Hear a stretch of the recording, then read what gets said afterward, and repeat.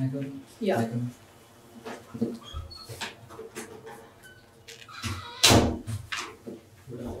Good afternoon. बसा.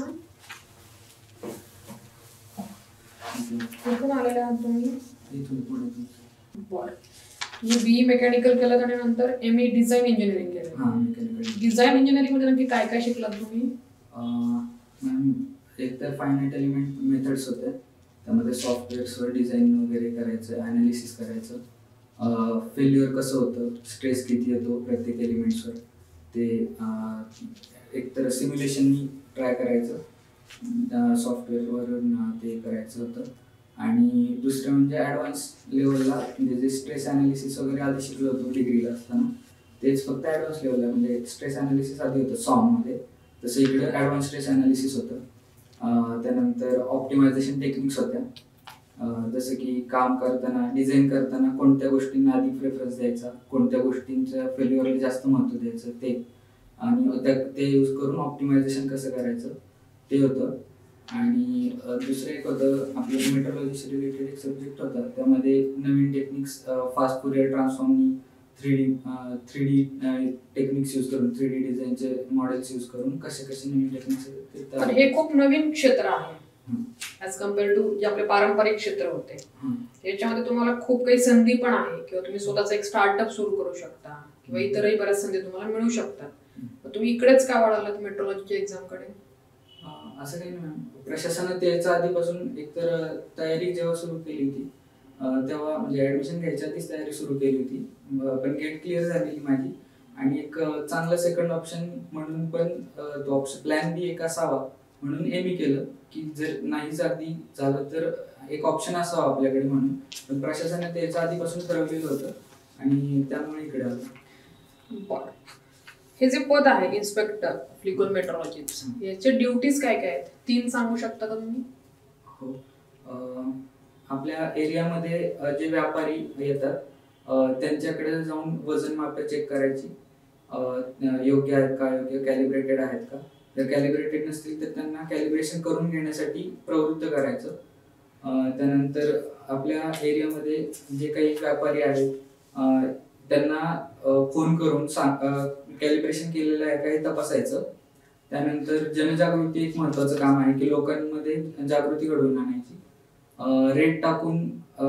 Rate टाकून तपासणी करणं हे एक काम आहे. कारवाई जर वारंवार सूचना देऊन कॅलिब्रेशन होत नसेल, तक्रारी येत असतील तर तिथं जाऊन कारवाई करणं हे पण एक काम आहे. पण सध्या आपण जे बघतो की नॉर्मली सगळीकडेच डिजिटल मशीन चालले, वेइंग मशीन्स जे आहेत त्याच्या माध्यमातून वजनाची चोरी केली जाऊ शकते का, किंवा होऊ शकते का? होऊ शकते. जर कसं? जर लोड सेल्स फॉल्टी असतील किंवा त्यांना म्हणजे स्वतःहून करतीलच असं नाही, कधी कधी फॉल्टी लोड सेल्स किंवा यूज करून वेअर अँड टिअर झालेले मशीन्स वापरले जातात, जुने मशीन्स वापरले जातात. काही ठिकाणी मॅग्नेटचा यूज केला जातो, की ज्याने ऑलरेडी थोडं वजन असतं आणि आपल्याला मशीनवर दाखवताना 0 रिडिंग दाखवतं, पण तिथं मशीनवर थोडं वेट ऑलरेडी असतं आणि जेव्हा आपण वेट करतो तेव्हा ते आपल्याला दिसतं. तुम्हाला समजा असं जाणवलं की समजा तुम्ही एखाद्या ठिकाणी छापा टाकलेला आहे एखाद्या व्यापाऱ्याकडे त्याच्या दुकानामध्ये वगैरे, आणि तिथे तुम्हाला वजनामध्ये फरक आढळून आला, पण त्या व्यापाऱ्याचं असं म्हणणं आहे की मी हे केलेलं नाही पर्पजफुली, पण तो अनअवेअर आहे त्या गोष्टीबद्दल, जसं तुम्ही आता म्हणालात की सेल्स फॉल्टी असतील वगैरे, आणि तुम्हालाही कळतं की हा जेन्युइन सांगतोय, तर तुम्ही अशा वेळेस काय कराल? थोडं एथिकल कन्सर्न येत होते, तेव्हा काय तुमची तिथे प्रतिक्रिया काय असेल, त्याच्यावर कारवाई कराल? एकतर चेक करेल तो खरोखर त्याला माहित नव्हतं का तो खोटं कसं करणार चेक? ते थोडंफार खोटं बोलतोय का चेक करण्यासाठी जर फॉल्ट जेन्युइन असेल तर आपल्याला लोड सेल्स फॉल्ट असतील, त्यांनी स्वतःहून काही केलं नसेल तर ते आपल्याकडे चेकिंग करण्यासाठी मेथड्स असतील. फील्ड असिस्टंटच्या मदतीने किंवा लॅब असिस्टंट असतो त्यांच्या मदतीने आपण ते चेक करता येईल. आणि जर फॉल्ट त्यांनी स्वतःहून घडवून आणला असं कुठल्याही अँगलनी दिसून येत असेल तर त्याच्यावर कारवाई करण्यात येईल. पण जर तो अनअवेअर असेल तर त्याला तशी ताकीद देऊन आणि वरिष्ठांना सांगून त्यांच्या सल्ल्याने इतर काही करता येईल का तो ऑप्शन बदलेल. ओके, पोर्टलवर भेट दिली का बरं तुम्ही लीगल मेट्रोलॉजीच्या तुमच्या? ओके, कोणतं सॉफ्टवेअर यूज केलं जातं बरं? सॉफ्टवेअर वैधमापन म्हणून आहे. त्याचा लोगो आहे बघा, काय नाव आहे त्याचं? लोगोवरती काहीतरी वाक्य आहे बघा. वाक्य ग्राहक हितार्थ. बरं. ग्राहक हितार्थ यासाठी बघा कन्झ्युमर प्रोटेक्शन राईट्स ऍक्ट आहे बघा. हो. कधीच आहे बरं? आता 2019ला नवीन आलं. काय चेंजेस केल्या बरं बेसिकली?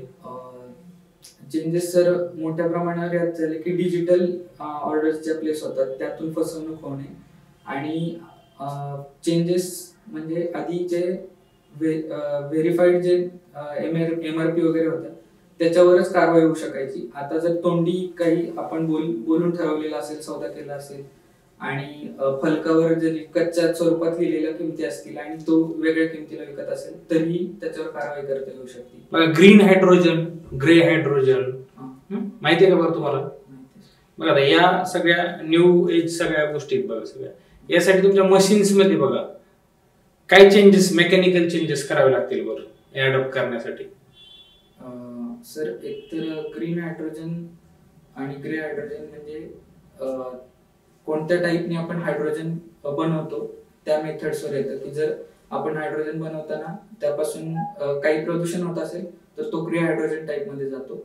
जर पूर्ण क्लिअर असेल, काही प्रदूषण होत नसेल हायड्रोजन बनवताना इंधन म्हणून, तेव्हा त्याला ग्रीन हायड्रोजन म्हणलं. कोणत्या प्रोसेसने होतं बरं? Sir generally non renewable energy जर आपण वापरली तिथं तर तेव्हा नवीन काही एक्स्ट्रा पोल्युशन होत नाही एन्व्हायरमेंटचं. पण जर आपण कोल पासून वापरलेली इलेक्ट्रोलिसिसचा वगैरे काय रोल आहे त्याच्यामध्ये? हो, इलेक्ट्रोलिसिस साठीच आपल्याला एनर्जी लागते तिथे, जेणेकरून हायड्रोजन सेपरेट होऊन आपल्याला इंधन म्हणून वापरता येईल. बरं. ह्या एमईचं जे काही नॉलेज आहे बघा तुम्हाला मेकॅनिकल इंजिनिअरिंगचं, याचा लीगल मेट्रोलॉजी इन्स्पेक्टर म्हणून तुम्हाला काय फायदा होईल?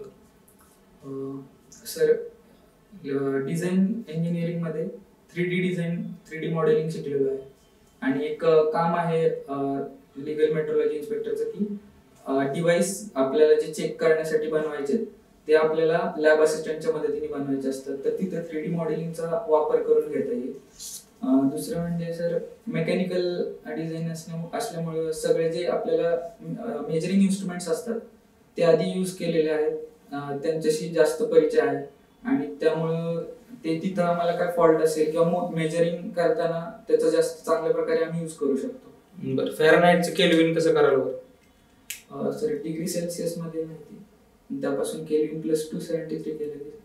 डिग्री फॅरनहाइट मध्ये -32 आणि इंटू 5/9 केलं की आपल्याला डिग्री सेल्सिअस मिळतं आणि +273 केलं की केल्विन. ओके. बरं. सध्या सोन्याचा भाव किती आहे माहितीये तुम्हाला? 74,000. किती सोन्या मागे? 1 तोळा. 1 तोळ्यामागे. एका तोळ्यामध्ये किती वजन असतं? 10 ग्रॅम. बरं. आता जे आपलं लीगल मेट्रोलॉजी डिपार्टमेंट आहे त्याच्यामधलं सर्वोच्च पद कुठलं? कंट्रोलर. कंट्रोलर. हो. बरं. चालेल, येऊ शकता तुम्ही. All the best. थँक्यू.